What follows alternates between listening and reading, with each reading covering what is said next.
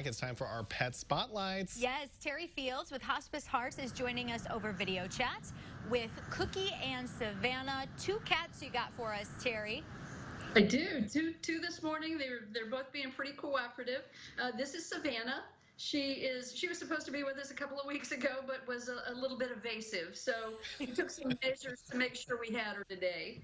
And Savannah's about 4 to 5 years old. We're not exactly sure. She's very loving. She loves to have her head rubbed. And she is quite the lap cat. She's just been absolutely perfect this morning for us. Look at that face. Yes, her owner passed away, and so she came into Hospice Hearts. She's very talkative, especially when you're fixing dinner. So if you would like a nice, sweet lap cat that's very loving, Savannah would be the pet for you. She's good with dogs. She lived with a dog and is currently living with the same dog, and with children. We have the other cat here, so she hasn't hissed or snarled or really paid much attention to him. So I think she'd probably be okay in a home with other cats as well, but we have not tested her with that. Very nice. And due to the current COVID-19 pandemic, are we seeing a drop in adoptions or fosters? Is there a need for more fosters right now as well? There isn't always a need for fosters. We'd like to have a wide variety of fosters, even if we're not using everybody at the same time, because we need a variety of situations for the animals that come in. Sometimes they need to be the only pet. Sometimes they have to be with no children. So we need to have a large array of foster homes so that we are able to bring the pets in and put them in the appropriate situation. Okay, so that was Savannah, and now we know that Cookie is very loving and cuddly, so bring her on in now. Oh, they look very similar. They look like twins, yeah. We're giving a 2-for-1 black and white cat this morning. I like it.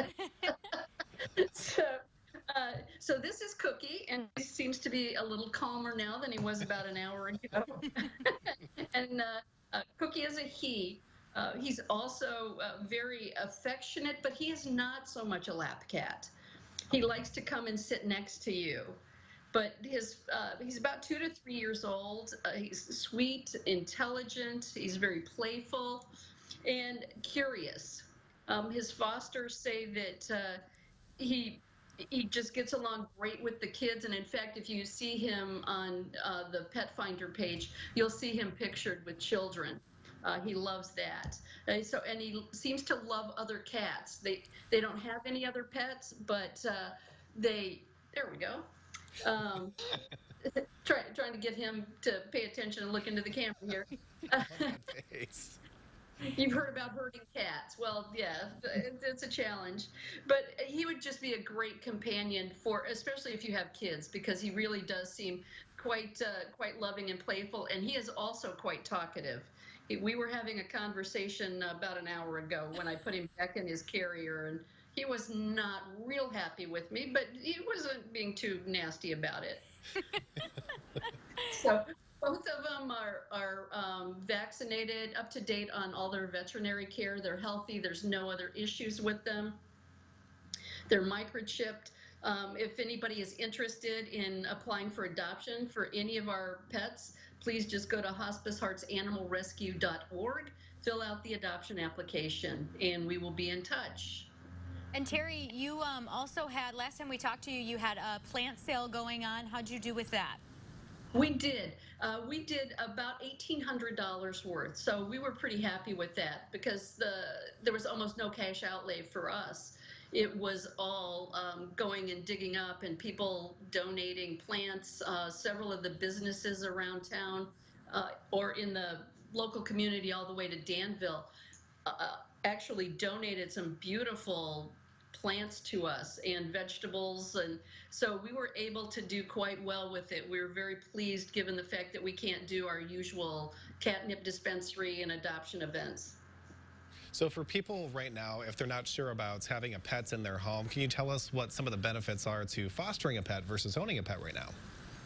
It's great, especially for people who need to be a little less, they're not as flexible as they can't stay home all the time, so they would have to board a pet. With us, we provide everything. If you can't afford it, all you really need to provide is the love. We pay for everything else, for the food, the litter, the veterinary care, any medications. So all we want you to do is provide a loving home for them, a good environment. It's great for people who just don't want that full-time responsibility of a pet, but they still want to have that connection.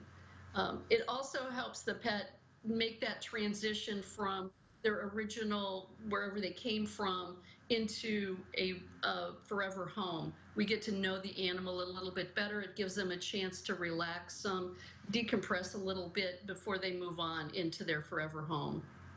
And as always, Terri, Hospice Hearts, animalrescue.org, if people are interested in fostering or donating or checking out all of the pets available. That's right. We've got more coming in all the time. In fact, we have a great big white German Shepherd that is just entering. And I hope by the time we get to come into the studio, I'll have a dog for you, and so you don't have to sneeze, Christy. Mac, I don't know if you're allergic or not, but Christy is.